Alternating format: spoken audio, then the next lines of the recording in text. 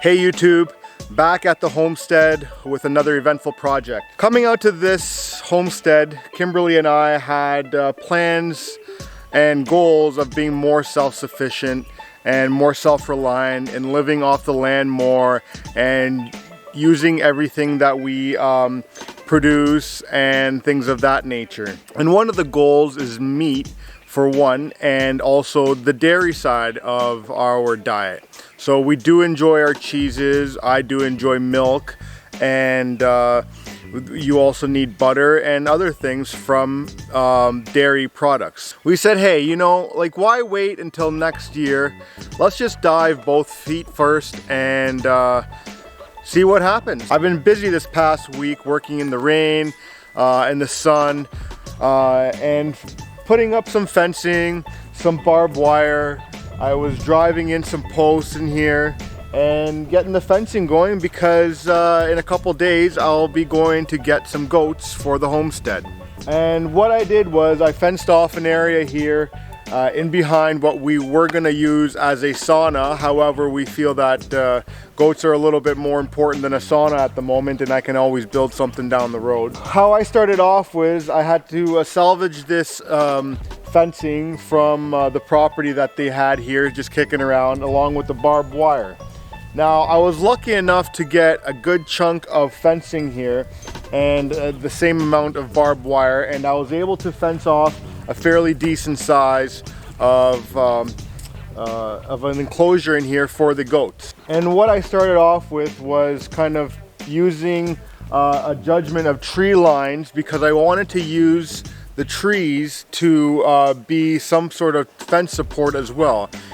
Because of the terrain here, it's really rocky and it's really heavy rooted in the ground. I didn't want to be stuck with the job of trying to drive in big posts for the fencing. So I wanted to utilize some trees that I had on the property as well. And the posts that I did drive in were just steel T-bar posts in here. And I'm telling you, that alone was a huge project because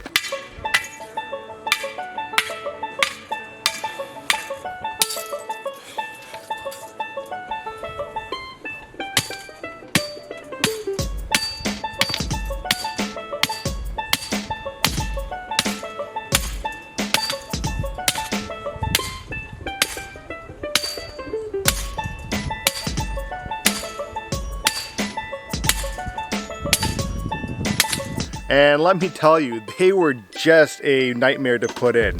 And you know, you think you're starting to go down for a little bit, 6 to 8 inches, and next thing you know, you're smacking that thing with a sledgehammer and it's not going down. So you have to kind of reset and readjust. And that's kind of the process I took to this job. Once I ran the fence all around the property, I then went around and I tied it to each of the trees. So I got this one here. This is a corner, so I have a fence coming this way and I have one shooting down that way. So that's my corner fence and post. And then I was driving in these steel ones and I got another tree down there. And being that this ground is so uneven, I also had to go around and cut out fencing and apply it to the bottom of it, so that way that the goats couldn't get underneath the fencing itself.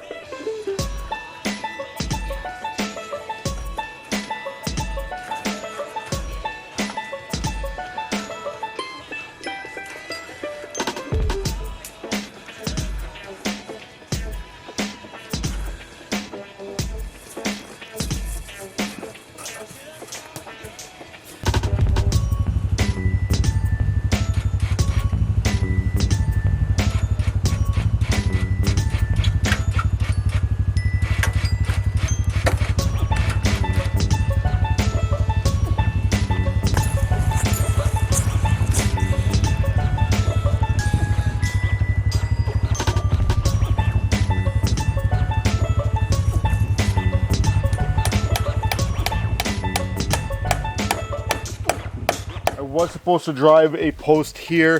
However, I've tried in multiple locations and either I'm hitting rocks or really solid roots. So I just said forget it. What I'm gonna do actually is, because there's such a big steep slope here and I needed to compensate the gap from the fence here down, I tied on another piece of fencing down to the bottom half, and then I laid these logs on top and folded it over just to keep it down to the bottom. And now what I have to do is I gotta take this wire here that I took off the fencing here. If you look at the way the fencing's done, you can get straight pieces all the way through. So I kind of just took the fencing apart, came up with these 2-foot pieces, and now what I'm gonna do is tie all the barbed wire down together and then tie to the top of the fence as well. That way that there's tension on this and it doesn't sag down, as well as keep all this together as well. And what I'm going to do is about every 4 feet, that way that it's really strong, and I got to do that all the way around the whole perimeter here, every 4 feet. So I'll show you how I'm going to do this. So you just take one piece of wire here, and now you can do this with either channel locks, or you can do this, channel locks, or you can do this with linesman. I'm kind of using both because one has a better or one benefit over the other. These ones are good for cutting this stuff. However, this stuff is good for twisting the wire around the barbed wire. So what I like to do first is take this and bend it. That way I get my first bend. And what I'll do is I'll go about 3 feet. Remember, we like to do things with precision and accuracy around here, so it's about an ish measurement. And I will just fold that over.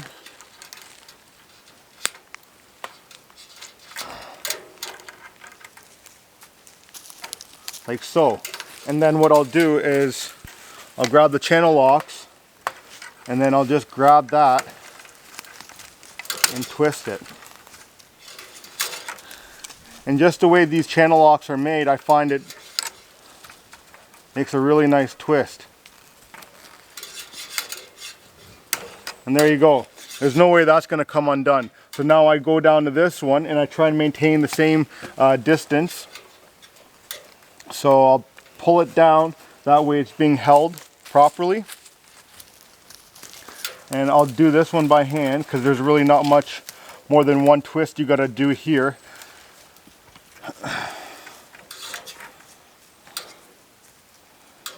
So you twist it like that, and again you grab the channel locks, and right where they cross together, you're going to put your channel locks on that and give it a good squeeze.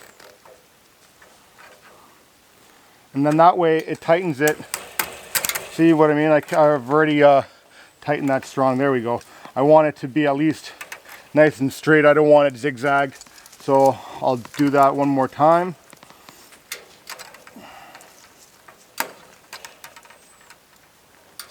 Just to tighten it like that.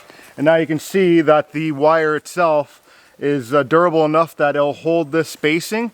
And then this here doesn't spin too much or slide too much. The top is tight, so that you know this one's not going to go. Same thing with the middle one. I'm going to get my spacing properly.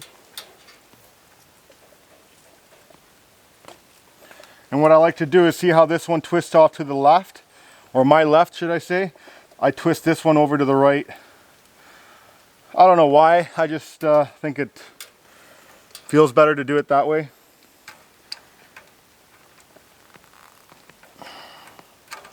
And same thing with this bottom one here. You twist it like that, and now you got a nice tight loop around that barbed wire, and now you're coming to the top of the top fence. And what I'm going to do here is I'm going to pull up, and I got the logs underneath here holding the bottom piece down. So, and they're going to stay on there. I'm actually going to staple the logs and the fence together here so that when the goats are in here, they're not pushing around, because everyone who knows goats, they're kind of escape artists. So I'm going to pull this down here.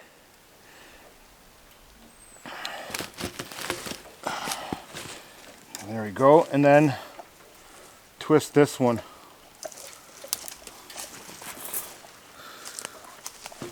And then same thing with this one. You tighten it, but just like the top one, you're going to want to bring it over a couple times so that way you get a really good tight loop on there. And more than one, because you never know what these goats are going to do. They could lay on this fence, they could be pushing it, roughhousing it, climbing on it. So you don't want over time that loop to unravel. So if you have more than one wrap on there, it'll take some time for it to unravel, and hopefully you catch it before they can escape.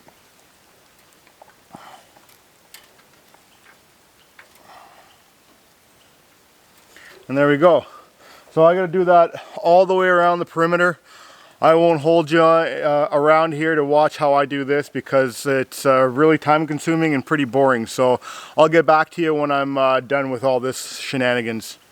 Okay, now we're inside the goat shed or goat house, whatever you want to call it. And I obviously have a door coming in through the front of this shed. Now I need to make a door or an opening out the back here. And this door at the front of the shed will be able to be locked and give me access to come in here and manage the goats, but I also want them to go in and out freely. So what I did right now is I took a pencil and a level and I marked out the logs that I want to take out. So I'm going to take out from here all the way down to the floorboards. And for the opening, I'm not really sure how big they're going to be, so I'm kind of making a guesstimate. So I'm going to start from this side here and stop here, so about 3.5 feet. And height wise, I'm just going to stop it, say about 4 feet high, just to see how it is, and as they grow, if I got to cut out more, so be it. So because we like to do things with precision and accuracy when we cut here, it's time to get the chainsaw out. So let's get this started.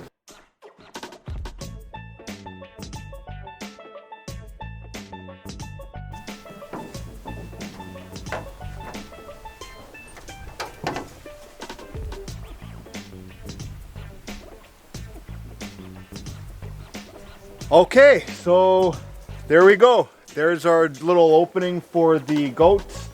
I also put in some barn board on the side there to keep the logs that are going horizontally that I cut out actually intact. And then what I did was the logs that were cut out, I actually used them and built some steps so that the goats can get into the house here. We currently have tank coming out to make sure that it's adequate support and that the opening is good enough for the goats that are going to be coming in. You know, everybody needs a supervisor, so I'm glad he's out here making sure I'm doing the job right. One thing I also did inside the goat house here is I took 4x8 sheets of plywood and I laid them on the ground because the floor is all logs and there's gaps in between, so I was thinking to prevent some of the colder weather in the winter from coming up, I'd put some plywood. However, now that I look at it, what I might do is slide over the 4x8 sheet against the one wall and build a little enclosure so that it's a smaller area and that the goats can all go in there and keep warm during the winter. And then that way the logs are still open and any feces or any urine that can all just pass through and kind of keep the goat house a little cleaner than what it would be if I just left the plywood on the floor. So I'll probably do that on another video once I kind of see how they react and once they come home and see what they get into. So let's continue on. Right, well there you have it. That was kind of the setup that I've been dealing with right now for the past week. I think it's a very good setup. We've got probably about 50 feet across for the goats, and then we got probably 80 feet from where I'm standing here all the way back to the goat house. Now the next step is to maybe clean up the yard a little bit of the twigs, get some hay in there. I'm going to be changing up the floorboards that I did in the goat house with the plywood and make their little house. I might do a video on that just to show you what I'm talking about. I'm also going to utilize it as a hay feeder on the top part so that the goats don't make a complete mess of the hay when they are in there feeding. But I want to thank you for joining me. If you have any questions or comments, concerns, please leave a comment down in the comment section below, and we'll get back to you, I'm sure, at some point.